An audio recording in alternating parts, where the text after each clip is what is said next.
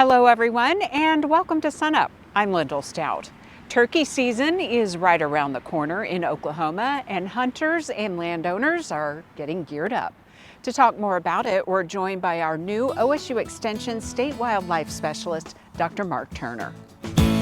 Really excited to be here and really excited to be the new State Wildlife Extension Specialist here. So my programming is really going to focus on applied habitat management issues, especially centered on several game species such as white-tailed deer, wild turkeys, and northern bobwhite, more commonly known as quail. So really excited to be here and hopefully be producing both some research and extension products that landowners and others in Oklahoma can use and get some good information out of. Well, let's kind of dive into our discussion today. Turkey season is upon us here in Oklahoma, and I'm sure folks are getting geared up already. Absolutely. There's a lot of folks in Oklahoma that are really excited about turkeys, a lot of landowners interested in managing for turkeys on their property.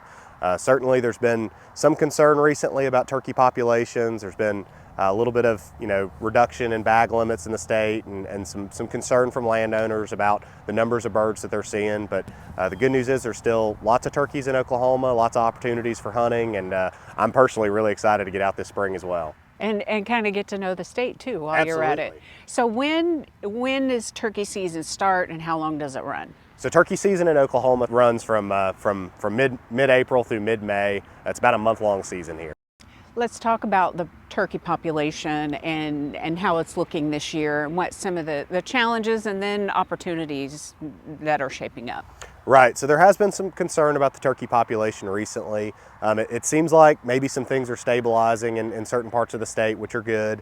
There have been some declines in other areas, but overall, again, there should still be plenty of opportunity. One of the main issues that we're seeing, at least with some of the research that's been working on at OSU, has been just relatively low nest success, relatively low brood survival.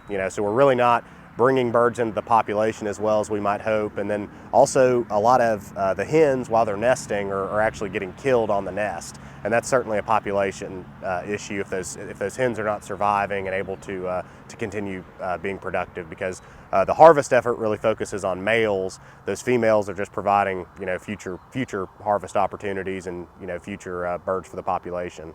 Do you know some of the reasons why we're seeing some of the problems that you mentioned?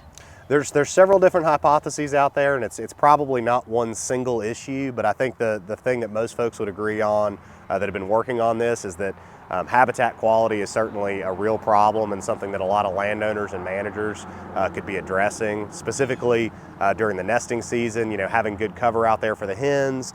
And then, really what I think is probably the most limiting factor is once those eggs hatch, the young turkeys, the poults, have to be able to forage effectively and have to have cover to not be killed by predators.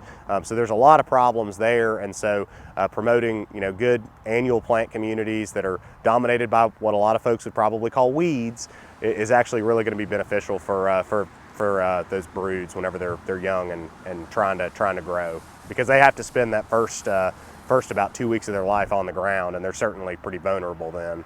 So are there some things that landowners can do this spring and to kind of get those wildlife areas on their land ready? Right. These young ones that are about to hatch. Yep, there certainly are. One of the main things would be avoiding mowing during that time of year. Of course, that's a really easy low-hanging fruit. But for landowners that want to get a little bit more engaged than that, killing off non-native grasses in areas that they're trying to manage for turkeys is going to be really beneficial. Also using things like prescribed fire or even disking. But certainly, this time of year they could certainly go ahead, work on killing out those non-native grasses, apply some fire to those areas, and that's going to have potentially benefit those broods this spring. Okay, great. Well, lots of stuff to talk about. We know you'll be building your program now over the next several months and years for that matter. There is a fact sheet that is available now on turkeys, right, for folks to use through OSU Extension. Correct. There's an excellent fact sheet on Rio Grande turkeys specifically, so that's more focused on the western portion of Oklahoma and management there. But certainly going to be having some more information coming out and looking forward to sharing that with folks. All right, Mark, well, really nice to meet you, and best of luck as you get everything started with your program, and we hope to have you on Sunup quite frequently. Absolutely, look forward to it, and thanks for having me. Okay, sure. And for a link to the fact sheet that Mark mentioned, just go to sunup.okstate.edu.